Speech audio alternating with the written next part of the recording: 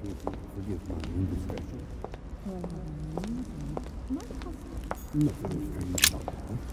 Lives of the Noble Greeks and Romans by Plutarch, a biography of the great men.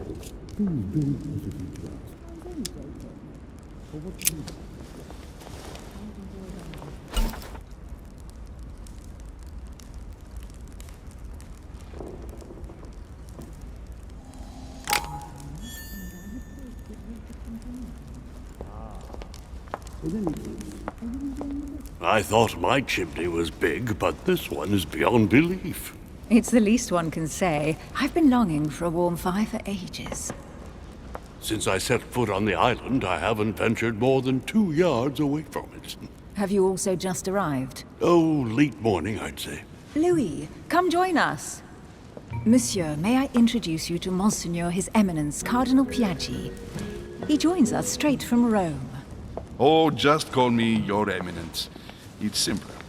George Washington, President of the United States of America. Delighted at last to make your acquaintance, Mr. President. Pleased to meet you, Mr. President. Louis Moras de Richet. It is an honor to meet you. Young man, let's keep it simple, please.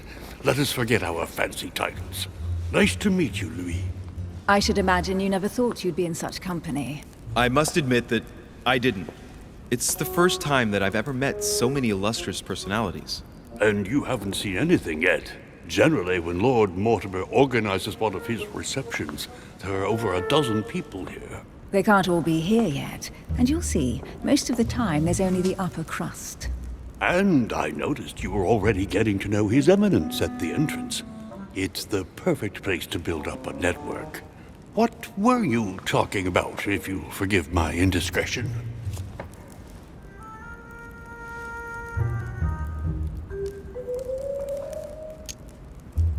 At the risk of disappointing you, we weren't conspiring in our corner, sir. His Eminence was simply telling me that he knew my mother and how much he held her in high esteem. It so happens that Monsieur de Richet's mother is to join us. Oh, pity. No scrumptious gossip or juicy tidbits, unmentionable secrets, or even money matters. But you'll see, it will come. Despite all the goodwill in the world, you can't stop people scheming left and right around here. Speak for yourself, sir. Well, my friends, do any of you know the reason why we're here this time? Not in the slightest.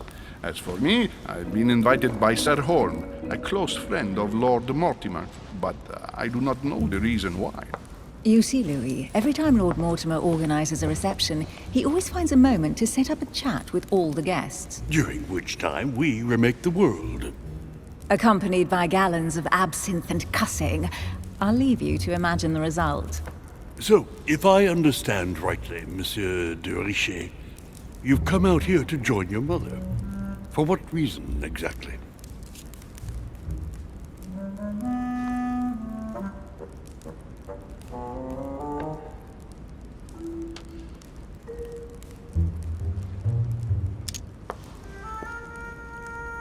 Lord Mortimer asked me to drop everything and come find my mother, who seems to have disappeared during her stay here. Ah. I took the first boat, and here I am. I'm so sorry. Don't be, sir. It's not your fault. Seriously, though, I know your mother well. Stay behind with me afterwards, and we'll take a moment to speak about her.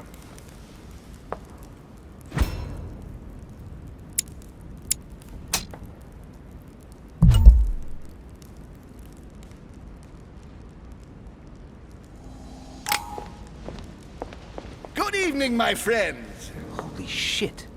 That's the man for my vision. An urgent case has delayed our host, Lord Mortimer. He can't be present this evening, and he sends his deepest apologies. He's asked me here and he hasn't even turned up? Great start. Do you know that man? Sir Gregory Holm, an English aristocrat. Very influential. He's also close to Lord Mortimer. So don't be surprised if he acts like he's at home. And now, my dear guests, a light meal is served in the small salon. For those who would like to, you're invited to follow me into the next room. My dear fellow, you must have read my thoughts. I shall follow. We'll have to be careful not to make too much noise. One of Lord Mortimer's guests is relaxing. Oh, we shall be quiet. Don't take it the wrong way, Sir Holm, but I have already eaten. Thus, I shall be happy to remain by the fireside. If you don't mind, Gregory, I should like to keep Mr. Washington company. Please feel at home. And you, sir? If I stay with Washington, we'll be able to speak about my mother. But on the other hand, I'd like to learn more about this home. I saw him in my vision.